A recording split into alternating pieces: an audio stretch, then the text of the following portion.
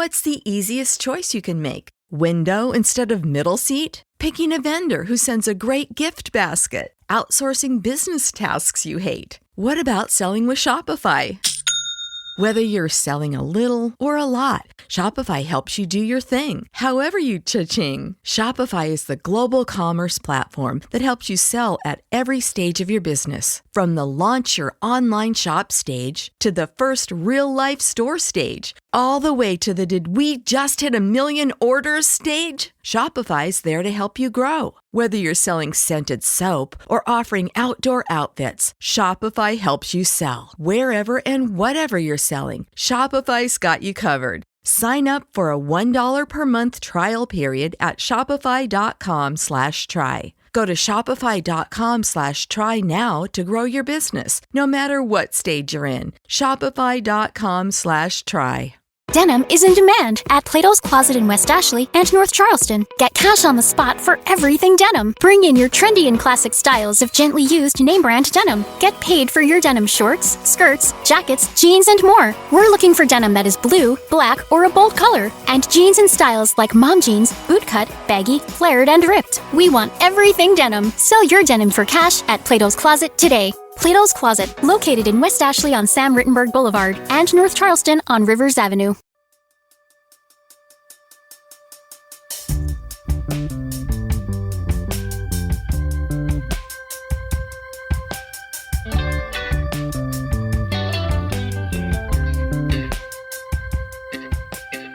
Welcome to Comedy Album Book Club. This week, special guest, Shaharah Gaznabbi. We discuss the amazing, the talented, the werewolf, not a swearwolf, Rhys Darby, and his album and one-man show, Mystic Time Bird.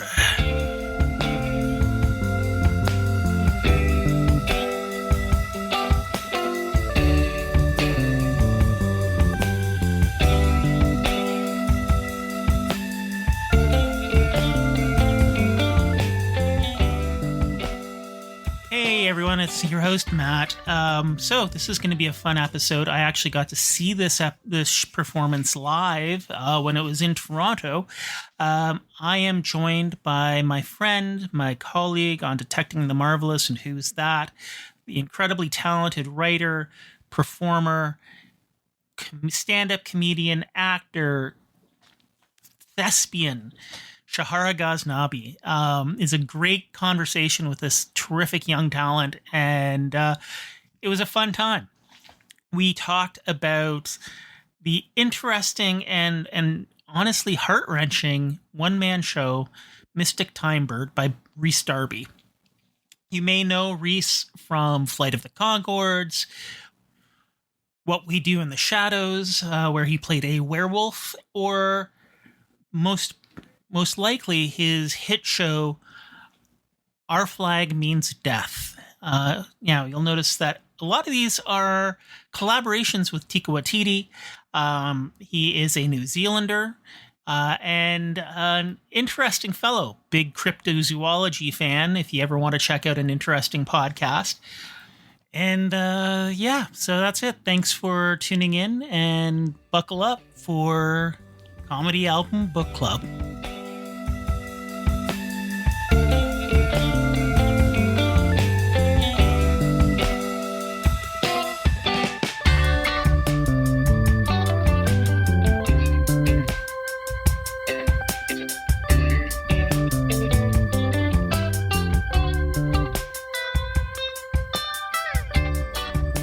You were a good mimic because you were a lyrebird. Oh, a lyrebird.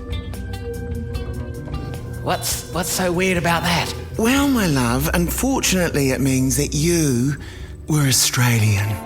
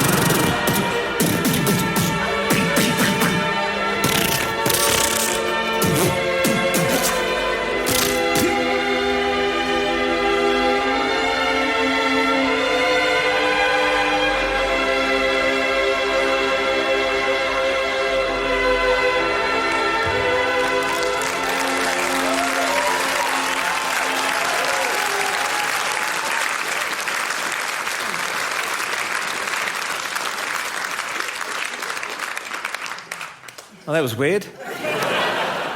Hello and welcome to Comedy Album Book Club. I am joined by my friend and fellow podcast partner on Detecting the Marvelous and Who's That, Shaharah Gaznabbi. Shaharah, thanks for joining me today. How have you been doing? Thank you so much, Matt. I'm super, super excited. I feel like I'm getting like my Avengers Infinity Stones of like you and your podcast. Do you mind if I ask, how many do you have? Is it 4 that you have? Or? I have 4. That's One incredible. I'm producer on, and that eventually became sort of like sub-hosting. Like I'm a host, but I'm like the producer. I'm the Matt Gorley of Toronto. Do you mind like if he I produces ask, all of that. Is it a wine podcast? Like we talk about wine? It's a food podcast. So I see. yeah, but it's silly food questions like is it where's some like is a burger a sandwich? Oh my goodness. Cone or cup. No. So that kind of stuff. So yeah, if when we do another season, I will be sure to like add you to the list of people I recommend as a guest. Why? Thank you. I used to go to McMaster. Yeah. I go to York University now. Like I'm studying theater, getting my BFA at York University for theater and playwriting. But I used to go to McMaster University, and it was over Zoom. That first year, because of the pandemic and. Icebreaker questions. But they weren't icebreaker questions. They were brain breaker questions because it would be like, is coffee soup? And I'm like, why would you ever consider coffee to be soup? And and to this day, I mean, those questions still haunt me more than any moral question I've ever had to encounter in my life, I think. Because they're like, you think, oh, this is easy, but then you really start to like deconstruct these questions, and it's like, oh no, they're more complex than I realized. But yeah, though we have a fun time. It's my friend Kelly Zemnikas, Mary Kennedy, and Carrie Haim. Wow. They're just super funny people, and and when I brought back this podcast, I was like, I want to capture some of that energy, which is much more just there's questions, but it's more just like chatting, and that's sort of like the vibe that I was hoping to go for here is like recapture some of that because. If you go back and listen to the older episodes, like that I ran for like a few years, like it started with my friend Jason, and we did these big panel shows, and is like history and blah blah blah. And I mean, I tag history at the top, but the main core of this is just the conversations with fellow lovers of comedy. Wow. I really do appreciate you bringing me on for this one, though. Like, I'm lucky enough to get to work with you on Who's That and Detecting the Marvelous, and I have such a joy doing that with you and with Dan, and I just can't wait to talk about comedy and this one, and to just be a guest, and to let you take the reins, and to have you be the boss, and that excites me. Couldn't ask for a better guest. So you suggested Mystic Mindbird, Rhys Darby's 2021 album. I think it's Mystic Timebird. Mystic Timebird. I am... Yes. Mystic Time. Okay, I'm going to do that again. I'm going to take the reins and host the podcast now. Yeah, Thank you very much for your attempt. We appreciate your you trying. I gave it a good go. I'm old. Time to hand the baton. But yes, Mystic Timebird from 2021, which he'd actually been touring for a while. When he suggested this, it was like, this seems familiar. Like I saw him at Just for Laughs in 2017. That was right after he filmed Jumanji.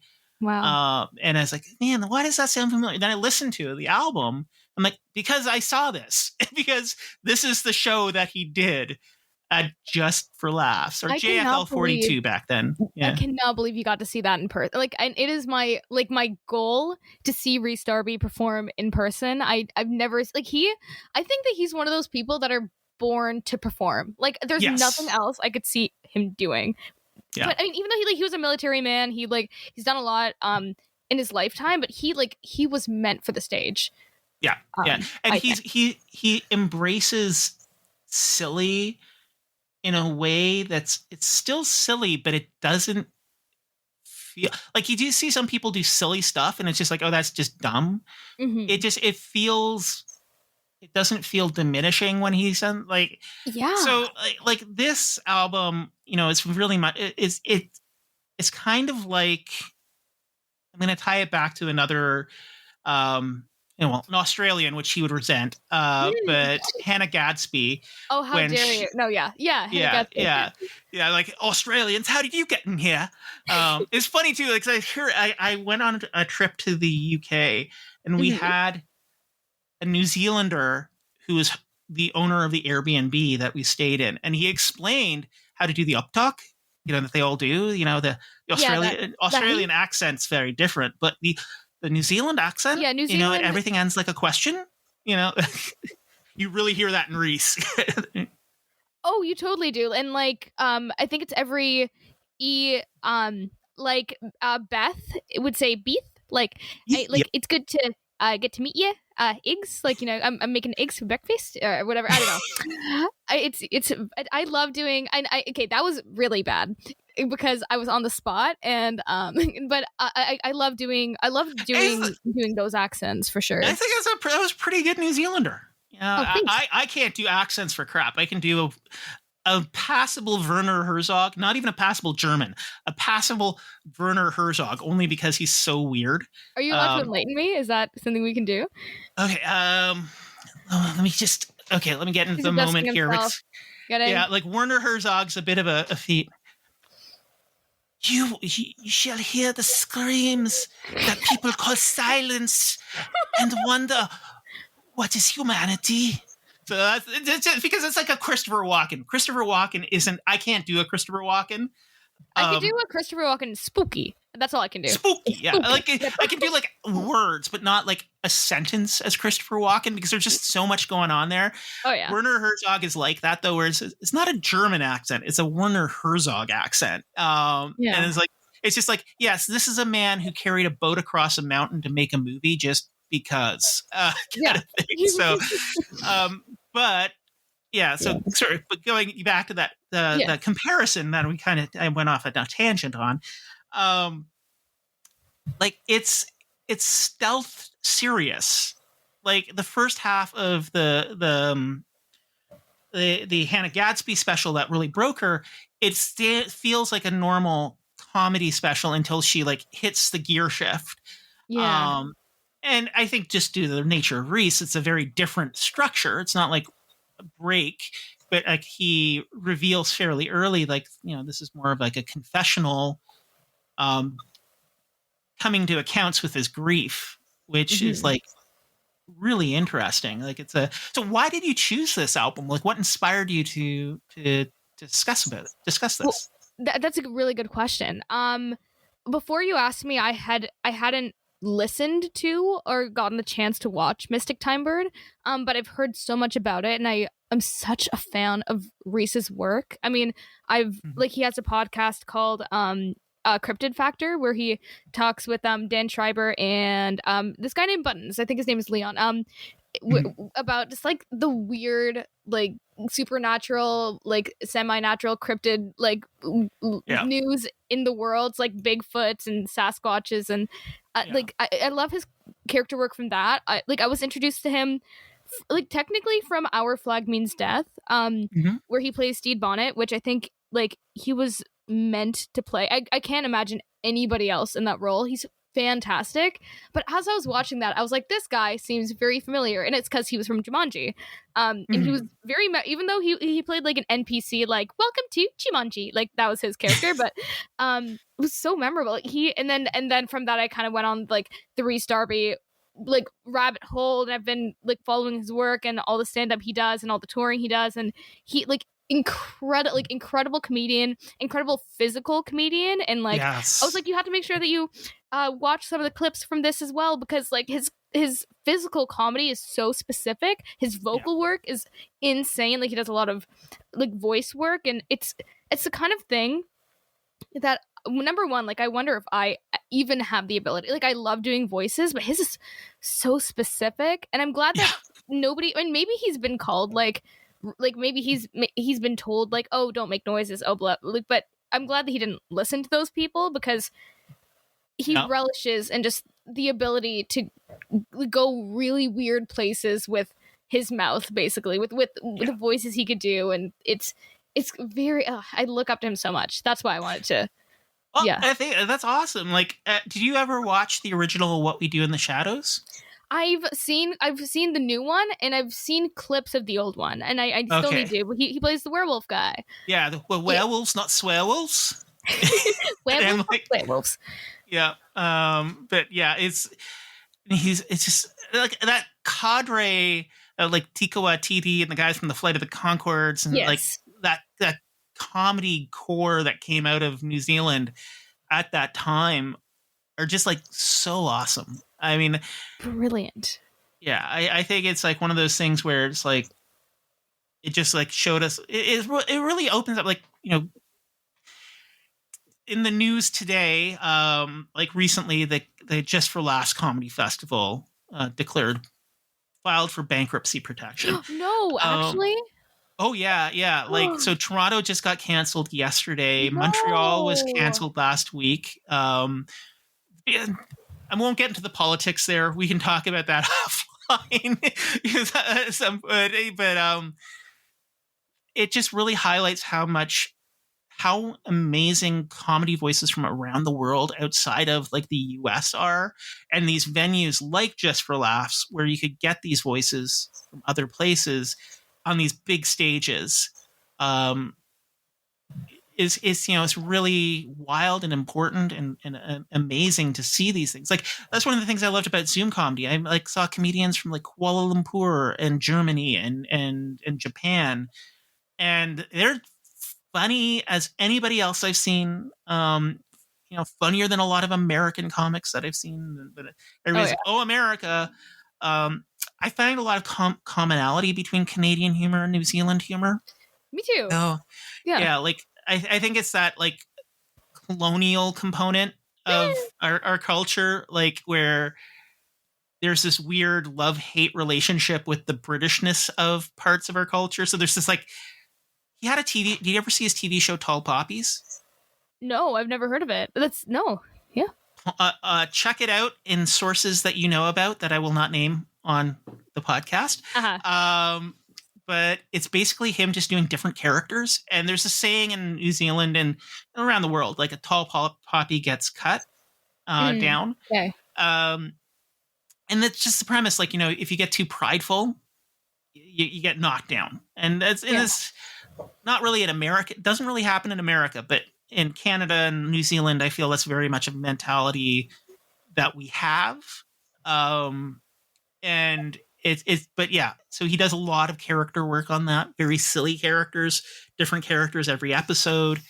So definitely worth checking out. But yeah, the like you mentioned, his physical comedy, so good. Like that Isn't robot he the one scene. Who was like leggy blonde? Okay, well, yes, okay. Yeah, leggy blonde. Yeah, leggy blonde is something. He was like when I was a kid, and like I've seen clips of him as like a teenager, and he was like this tall, scrawny, skinny guy, and he would like just like flail his legs all over the place and like tight, and that's kind of, I was like, that's fantastic. Like, of course. And his that robot bit in the cowboy album, robots, the cowboy robot, yeah, just watching him do that across the state, because he did that across, and this was I'm trying to remember the name of the venue. They don't use it as much now. Queen Elizabeth Theater down in the CNE. Okay. Yeah, so this is a wide stage, like a big flipping stage, like an unbearably big stage for comedy. And he just like crossed it doing the robot walk, and it was delightful. It's the specificity in his movements tied to his voice, like the effects that he's able to do. Like, that is a robot. Like, I don't know. That's just a robot voice, and it's so incredible. And also, like, and we recently just saw Alex Edelman together. Like, when I kind of have a thing for like when comedians don't use like a mic. Obviously I use a mic in my stand-up and whatever, but because when you have the mic attached to your head, you have your body, like you kind of gain access to your body again.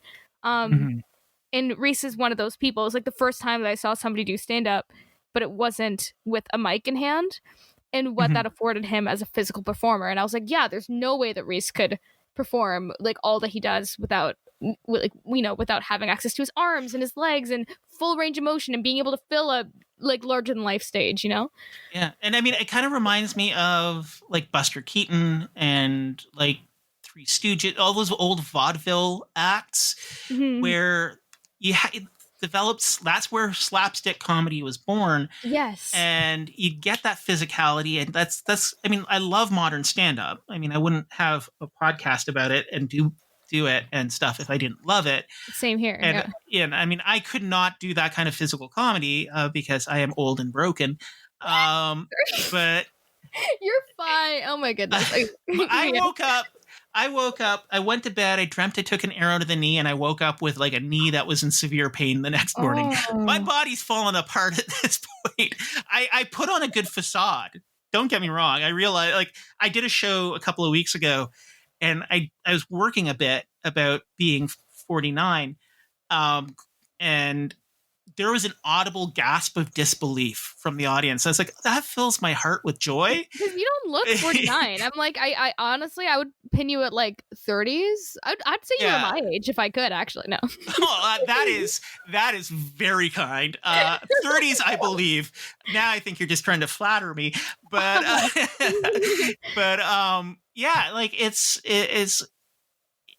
I wish I could do that kind of like pratfall physical stuff that he does, even just like silly dancing and stuff like that. I wish I could do that. I mean, I can, but I just have to be moderate in my move set.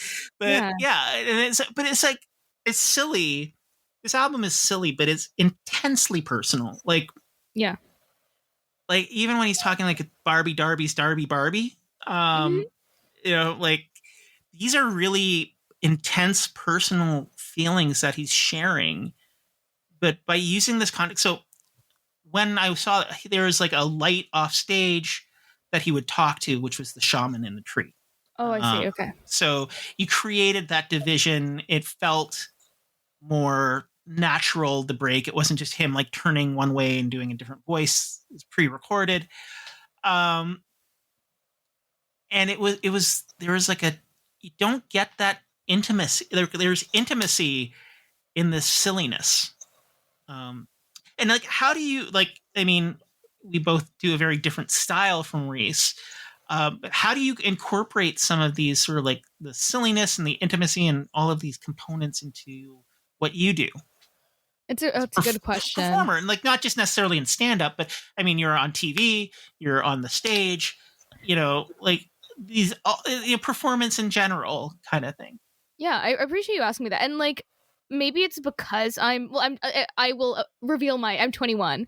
But maybe because I'm 21, like part of me is still trying to figure out like what that is. And like, I'm like, question for you, have you found that in my work that that I have an ability to do that? Cause part of me is like, oh shit, like, do I have that? There's so much about myself that I'm trying to figure out in terms of like, I don't even know if I could put words to it at the point that I'm at. Like, I know I love comedy and sketch and sorry, I asked you a question and then talked. No, I've done the same thing. So fair is fair. So I would say so. I think you have a very dynamic performance style, like on Run the Burbs, like the Halloween episode. There's sort of like a very silly, just like in that moment kind of silliness that feels grounded but sort of big at the same time. So I think you definitely have that capacity, and I think I'm looking forward to seeing that flourish. Like you get doing more and being able to explore your range as a performer. Thank you. You played right into my hand of like fishing for compliments. I thank you so much. Oh my goodness, that's exactly what I needed to get me through the rest of March. I really do appreciate that. Yeah, thank you. It was genuine. It was a genuine belief. Like I mean, I love Run the Burbs, but it's you know, you got me back on board because I sort of fallen behind. When I was so like, special. Yeah. You can brag about me now. It's perfect. Yeah, like how have you enjoyed working on that show? It was brilliant. Like the episodes that I did were my episodes for the season. It's the kindest set that I've ever been on. Like everyone is so brilliant. there's no ego whatsoever. Everyone is so kind. It's also like diverse on and off the camera. It's like the girls and I, we all hang out. Like it really is like, I'm so happy to have been able to get that. And to be able to like to do the thing that you said, which is like it's one of those things that I've always wanted to be able to do. It's like give a grounded but big but grounded performance, and they splashed blood on my face, and I got to do a Halloween episode, which is like such a bucket list item. And I got to be in the bubble bay, and it feels unreal, and I'm like, I just feel privileged to be able to get to do the thing that I love doing, which is performing. And like, yeah, it gave me the opportunity to stretch that and get a sense of like, what am I able to do? I know how I am on stage, but yeah. I was lucky enough to meet Ali Hassan when he was hosting the Giller Awards, and I was a runner, so like a nobody, like the people in theater blocks. We all have to do the running for like really awesome, really big people, and then you're nobody, but you're like, oh my gosh, like I'm giving this person their drinks and bringing them toilet paper. This is awesome. Like, yeah, and he's just a really nice guy. So I mean, Andrew Fung, like, I watched Run the Burbs, and like, yeah, if I was a dad, I'd totally be that dad kind of thing. And he seems like a really awesome, like, sweet guy. So is. Andrew Fung is like, has my entire heart, like 100%. That's all. Yeah, he's brilliant.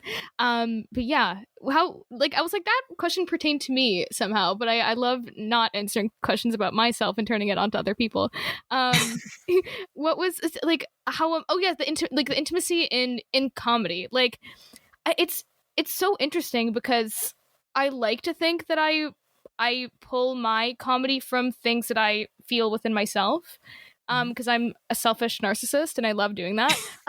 But it's also like, it's relatable because there are certain emotions that I enjoy relating to. Like I like talking about, and maybe it's my theater background, like I love talking about being queer and Muslim, even though my mom will always tell me not to do it. Because just like, like those are two communities that don't really always get to mesh, just because of, like religious reasons. And I think that being like, talking about it, period, is already something that is vulnerable. And I just have to remind myself not to be afraid of being vulnerable in that way. And that brings people in, I think. And then you can subvert that and be like, yeah, like my Islamic guilt and my halal bones sort of thing, and like working with it in that way, and yeah, I think that I get that from being able to tie in multiple emotions into a scene or into a play, like the play that I did in Edinburgh, where it's like a mix of humor and like hardship, and I talked about like my ancestors and their history with being enslaved by the British in Guyana, but then also being. When you visit Arizona, time is measured in moments, not minutes. Like the moment you see the Grand Canyon for the first time. Visit a new state of mind. Learn more at hereyouareaz.com. What's the easiest choice you can make? Window instead of middle seat? Picking a vendor who sends a great gift basket? Outsourcing business tasks you hate? What about selling with Shopify? Whether you're selling a little or a lot, Shopify helps you do your thing, however you cha-ching. Shopify is the global commerce platform that helps you sell at every stage of your business. From the launch your online shop stage to the first real-life store stage, all the way to the did we just hit 1 million orders stage. Shopify's there to help you grow. Whether you're selling scented soap or offering outdoor outfits, Shopify helps you sell. Wherever and whatever you're selling, Shopify's got you covered. Sign up for a $1 per month trial period at shopify.com/try. Go to shopify.com/try now to grow your business, no matter what stage you're in. Shopify.com/try. Denim is in demand at Plato's Closet in West Ashley and North Charleston. Get cash on the spot for everything denim. Bring in your trendy and classic styles of gently used name brand denim. Get paid for your denim shorts, skirts, jackets, jeans, and more. We're looking for denim that is blue, black, or a bold color, and jeans in styles like mom jeans, bootcut, baggy, flared, and ripped. We want everything denim. Sell your denim for cash at Plato's Closet today. Plato's Closet, located in West Ashley on Sam Rittenberg Boulevard and North Charleston on Rivers Avenue. Able to like dance around in a sari and yell shit and fall on the ground trying to tap dance in a sari, which I cannot do because I'm not a dancer. So yeah. Hopefully one day you'll bring your fringe show to your Edinburgh fringe show to Toronto. It's my goal. I would love to do it in Toronto. I think it would hit with a Toronto audience too, because there are a lot of Chinese people in Toronto and a lot of people who are wrestling with the same thing that I am, which is like, how do we fit within like the South Asian diaspora? Like, what can we call ourselves? Right? It's what can Indian look like? Can it look Caribbean? And that's it for that show. Is me wearing a sari and dancing around, is that cultural appropriation? Like, that's a question. Yeah. It's like I went to Edinburgh for a vacation years ago. How did you like it? It was interesting. What time of year did you go? I went late spring, so it was before it got. I mean, in Scotland, it doesn't ever really get very hot, but it was pleasant temperature, and it's funny because we started in London. Stayed in Camden, which is like the counterculture heart of London. And I loved it because it felt kind of like staying in Kensington Market back in the 90s. Then we went to Edinburgh and I felt unsafe the entire time because like, why? In this weird way of like, there are just too many bankers and lawyers. Like if you go during Fringe, it's like a very different culture because you've got all these artists from around the world. Yeah, exactly. But in off season, it's bankers and lawyers and politicians. And I never realized that. I was like, I'm a young, short, brown, like female, like person, and I felt like completely safe. Like I'm surprised. Yeah, it's funny because then I went to Glasgow, which is working class and multi-ethnic, and I feel like I'm back at home because Toronto is literally the most ethnically and culturally diverse city in the world. 100%. And I've gotten to the point where I've lived here more than I've lived anywhere else. Like I've lived growing up. I didn't live in Toronto. I moved around a lot. But I've become acclimatized to multicultural environments to the point where there's too many white people in a room. I feel uncomfortable because that's insane that you're somebody's going to make a plan and it's going to be racist or homophobic or something. And it's not going to be good. Like I don't trust people like me. I'm glad that you were saying that because I'm like, well, I'll say that, but then you're like, of course you're brown, but like to hear another white person saying that's insane. Like wow. Thank you for sharing that. It makes me feel seen. Yeah. It's like, you know, I could live in Glasgow. I could visit Edinburgh. I think that's the thing. And it's funny because like Glasgow is, if you had to equate it, is more Hamilton than Toronto, in that it's a bit more rough and ready. But yeah, it's a little cool. Like David Tennant always says that like Edinburgh is like the prettier city, but like Glasgow's the cooler city. Yeah, for sure. Yeah. And there's more young people. There's more of a nightlife, and I felt like it wasn't as walkable. Like Edinburgh, I by the end of because I stayed there for a month, so by the end of the month, I was able to just navigate myself all over the place. Whereas Glasgow would take me a bit more time because it's just a little bigger and the scale is bigger and all of that. Yeah, it's a bit more sprawling. It's an industrial city as opposed to the. It was funny though when we stayed in. We got it like we stayed in Airbnbs the entire time. The one in Glasgow was very just generic Airbnb, like that Saturday Night Live sketch that they had, where it's the two characters just like decorating it with very generic furniture. Yes. That's where I met the New Zealander who explained the accent to me. Oh, brilliant! Yeah. But in Edinburgh, excuse me. It's just so Edinburgh, because in some ways, because we stayed in this place. And it's like, oh, this is cool. These pictures are cool. They've got little taxidermied mice and clothes on the counters and stuff. And it's like right across from a cemetery. Oh, of course.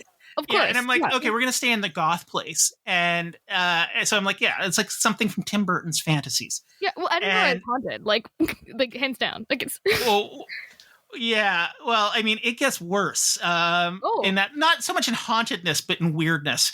Like, so we go in, and it's like it's this nice place. There's this big kitchen with like a second bed, sort of like on a platform, making use of the ridiculously high ceilings that so many of the buildings there have. And there's like a big, either super high or super low. It's like one of those. Yeah, there's no in between. Like somebody my height, which like is 4'11" is yeah. But like these were easily like 10, 12 foot ceilings kind of thing, like ridiculously high.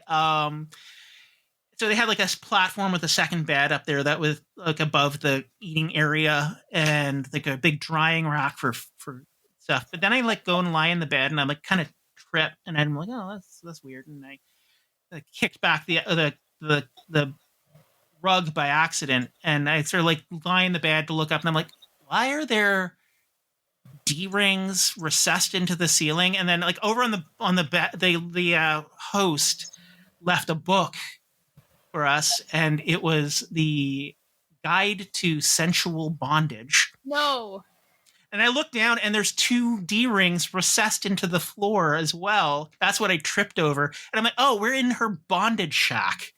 A very posh, cool bondage shack. But I'm like, this is Edinburgh. This is where those lawyers go to get spanked before taking the train back to London. To wherever. Was the price okay at least? Was bondage it was a great price, and it was affordable. You know what? It was affordable, and it was. I have an interesting story, and it was a neat view, but it was like Edinburgh's a weird place. It's a weird place. It's you gotta go if you have the ability. It's so different.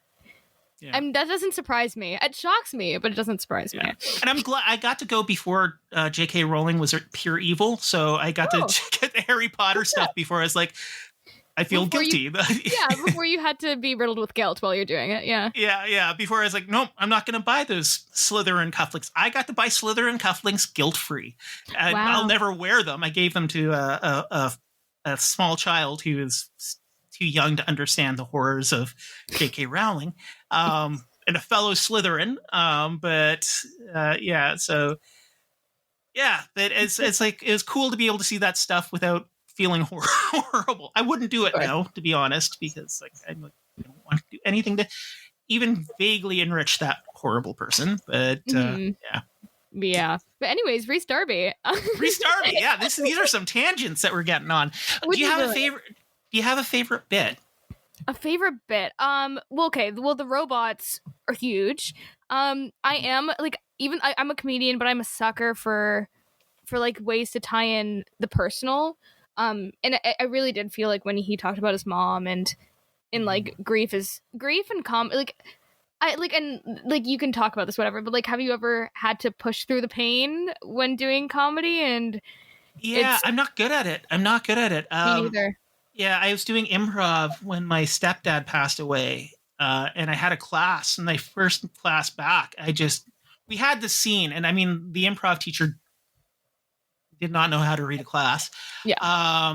We had the scene where we were just supposed to like stare directly into our scene partner's eyes and say something personal, and it was just like, it broke me. I was like just weeping. They were weeping, and it was a very beautiful, intimate moment between myself and my scene partner.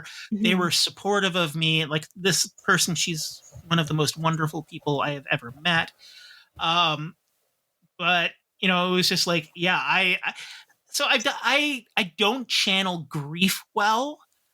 I kind of channel anger better, I guess. I don't know. Like it's like, I can make use of anger. I can't make use of grief. I don't know how to process it in a way that I can turn it to comedy yet. I mean, one day I'd love to, but I don't think I'm there. Yeah. And it's like, I wonder, I don't even know how, like I could channel grief artistically. I have a hard time wanting to do it for comedy because those are so opposite to me. Like those two things.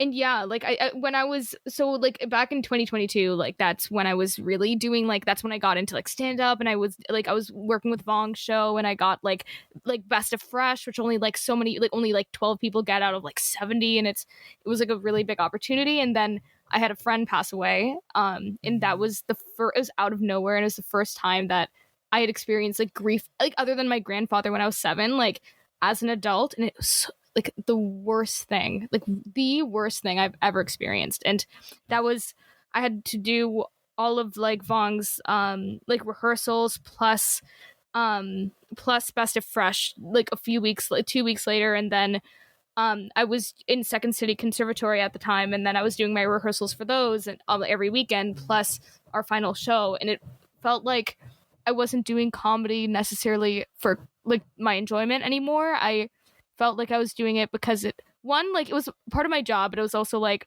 I had to push through the pain. The weekend that my friend passed, it was like I had a Second City rehearsal where we present it to an audience, like a small audience of students mostly. And I was like, well, I can't let my group down. And you know what, things are like this are going to happen in the real world. So like I should learn how to bad idea. I should not have done it. And then like it's not I haven't done stand up very much since then. I've done a lot of sketch and done a lot of performing, and performing is kind of the reason why I maybe haven't done as much stand up, but it really changed since then. Then I lost both my grandparents, and I was able to channel that in my play for Edinburgh a little bit. But I've had a hard time talking about that a lot. So that was interesting. Yeah. It's a different energy. And I think once you can capture that, it can make for some of the best comedy. But it's a journey. You don't just like, some people have a natural talent for it, but most people it doesn't come overnight. Like when I lost my grandmother passed away, she wasn't interred for some time, but I asked if I could say some things at her funeral. And you know, like her and my stepdad both, I spoke at their celebrations of life, and both of them were really influential in my sense of humor. And I wanted to honor that. And I was given the blessing of time. I mean, because there is that saying, you know, tragedy plus time equals comedy. And it's true. And having that space allowed me to process that and speak to that. Like, I retold a story that, especially in her later years, she would just recount over and over again, because she was an officer. She was one of the few actual officers in the Canadian Armed Forces during the Second World War.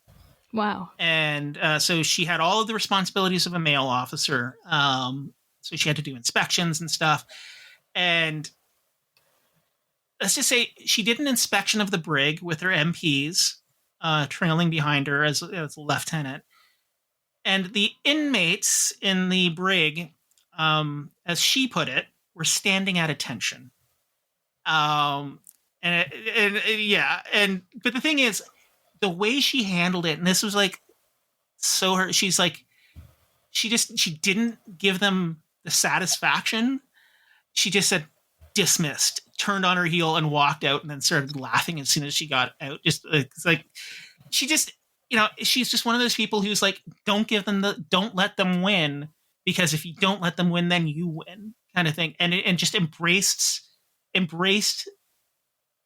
power. So I recounted that because it's such a stupid, silly, gross story, but she loved making people squirm with it.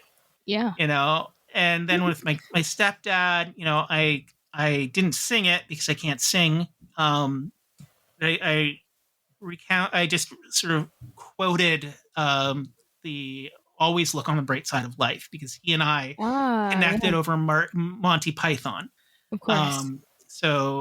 That's like, we're very different in many levels, but we respected each other, and we bonded over this shared love of a very specific comedy that is, you know, it's weird. Like he was very conservative in a lot of ways, like a good, not a bad conservative, like one of those people who's like old school conservative, like like Republican before they were the Republicans, right? Yeah.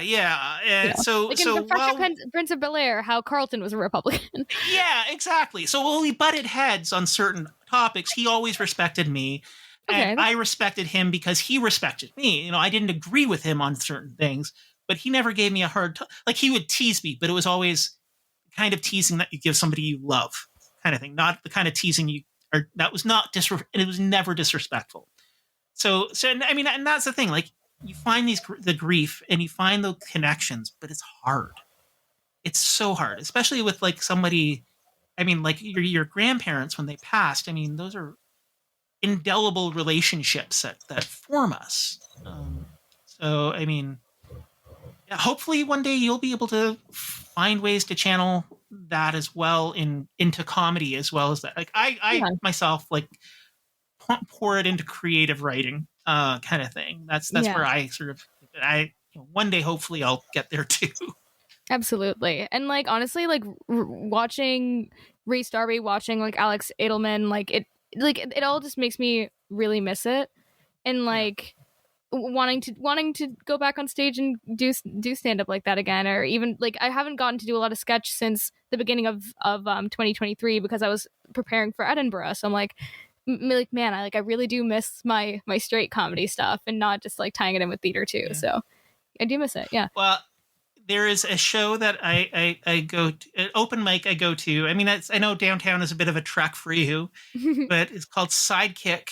It's a comic shop and a cafe that has open mics every Friday. And my friend Janice Israeloff, an amazing comedian, runs a sort of booked show there once a month. So if you're ever looking for a fun space, that's a gentle room, which my open mics often aren't. No, I think the only time I ever bombed, like I'm like I will say, like I'm pretty funny. But the only time you're very funny. Thank you. Like you're, and like there's one time where like it was one of those. I was at Joker's Comedy Club in Richmond Hill, and like I was doing my set, and Matt was laughing the loudest, and I'm like, thank you. I hope that I'm actually that funny. But I really do appreciate it. I am generous with my laughs, but I am earnest with my laughs. If I don't find somebody funny, I don't laugh. I appreciate when I find them funny, I give them my heart. And you were wearing your what we do in the shadow shirt. You were yeah. I find Joker's is a funny space. I find it's because it's so beautiful, but I'm like it's also like this is because I'm used to doing comedy in like a basement. You know what I mean? But what are your thoughts? It feels like an LA comedy club. It feels like like Caroline's or something like in Times Square in New York or like like big fancy places, but the audience there is so weird. And I think it's because it's not a Toronto audience. No, like it's amazing. It's still on the TTC, kinda. You still have to take you got to take an Uber 20 minutes from the last like the stop because it's just like west. You could do it on public transit, but it's just on the fringes. But I find it's interesting because downtown is such a different type of audience, and that kind of like speaks to the different experiences you'll get in different places. And I mean, I've done okay. I've done it a couple of times. It's just too much of a trek for me. And I guess the night that I was going to is now gone. But yeah, I guess there were some local comedians who kind of made it their regular haunt too. So there was some interesting personalities there that I'm like, I don't mean this in a disrespectful way. I think many of them would be more comfortable in Yuck Yucks than they would have been in a comedy bar. Let me just put it that way. And if you know the Toronto comedy world, you know what that means. I know exactly what you mean, yeah. And it's not disrespectful, but it's just like different styles. Yeah. But yeah, it's a lovely space though. And it's weird though with the little restaurant in the back with the hologram chefs. Oh my God. Yeah. Yeah. So that's like, they have to have a side business. And it was like every once in a while, like a group would come out of that and walk past the comedy show, just like, what the heck's going on here? Yeah, what's happening over here? Yeah. Do you have a favorite space to perform in downtown? I think it's Comedy Bar, just because like I got my Dance or the start Bloor? on Bloor. Yeah, Bloor, I love. because Oh my god, I love. It was my goal to be able to perform on Bloor, and then, I got to for Sketchfest with Crunchy Tigers with Gerald Young.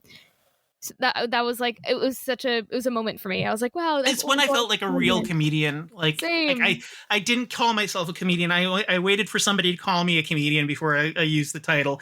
Oh, because there's so much. Yeah. Yeah, like I just like I don't want to because there's so many people who like do one open mic and they're like, I'm a comedian. I'm like, no, you're not. You're an open micer. You got to earn it. You have to earn it. Like there are certain things that I had to wait for people to tell me, because like for example like one of my most proudest moments was when Vong was like, you just like have that natural thing where when you get on stage like you're likable, and I'm like, thank you so much, but you can't say that about yourself. Of course you can't say that about yourself. No, you can't. Yeah, because that's just narcissism. Oh, yeah. You can, but then you'll run for president and get a spray tan. They love me. Yeah. Oh, God.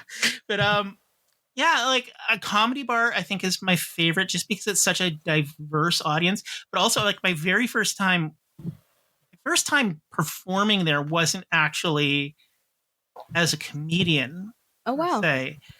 Because I used to DJ and do writing for a burlesque troupe back in the early 2000s when there's that like boom of burlesque that it was like suddenly, but it was like a weird burlesque troupe. So the premise was it's called the Shameless Dames. Is these performers who traveled through time solving history's problems through the power of burlesque.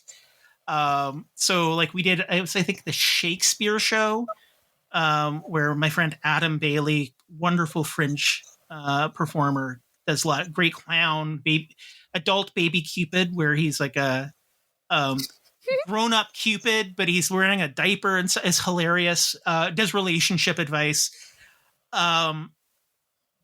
So he was Shakespeare. My friend Veronica, who writes for the Beaverton, she was Kip Marlowe, and it was just like all this like Shakespeare in love kind of told through the lens of burlesque, and it was bonkers because it was before the venue was even finished. So the sound booth was basically a soundboard on some crates in the back of the room where the floor wasn't finished. So there was like a trough. And it was storming, like thunderstorm outside, and water was running down and through the walls. So there's a pool of water, and I'm running this basement too, which like yeah. So I'm standing over a pool of water with open electronics, like just right there. I'm like, if I die, nobody's gonna believe me. Like nobody's gonna believe how I died. Died DJing a burlesque show in a basement. Yeah. So I was like.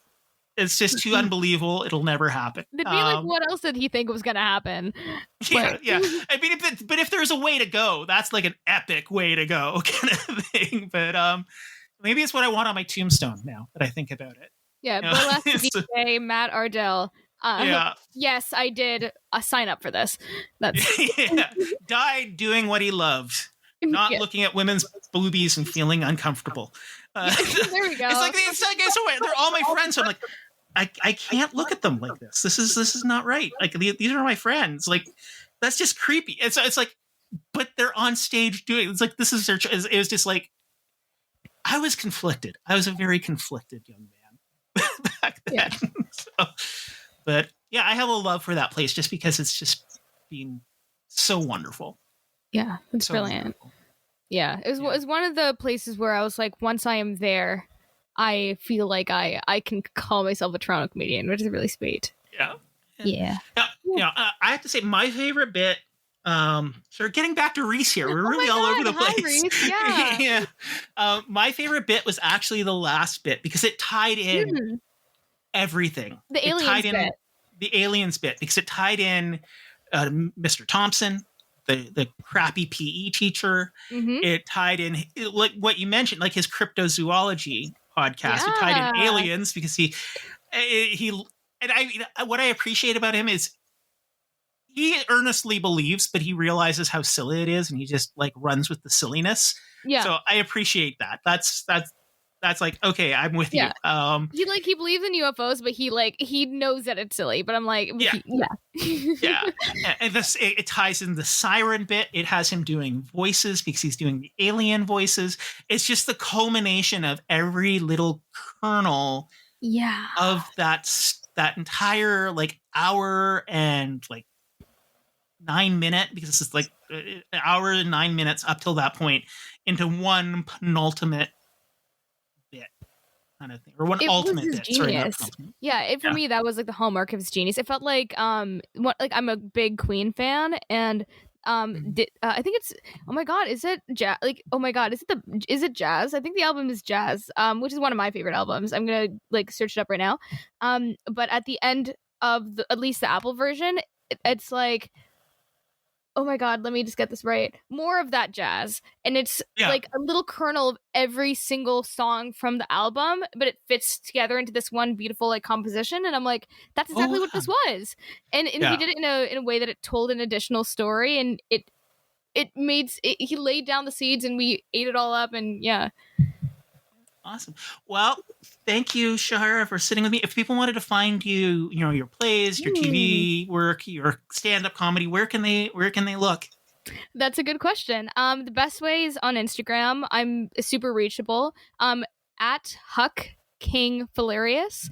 That's my little handle. My profile picture is pink. And you can find me on Twitter if you would like, the Hars Gaz. But Instagram really is the best way.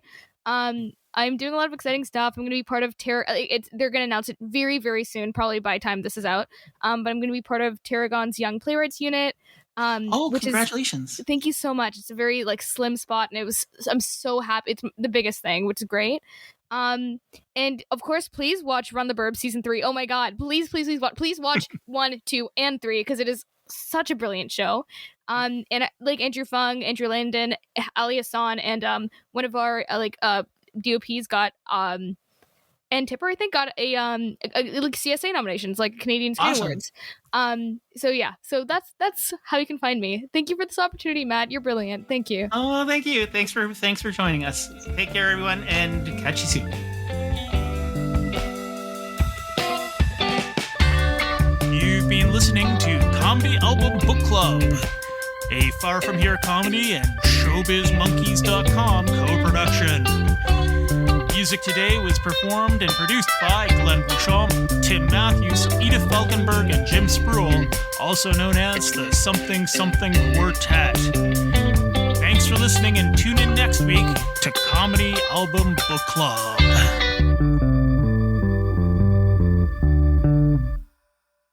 When you visit Arizona, time is measured in moments, not minutes. Like the moment you see the Grand Canyon for the first time.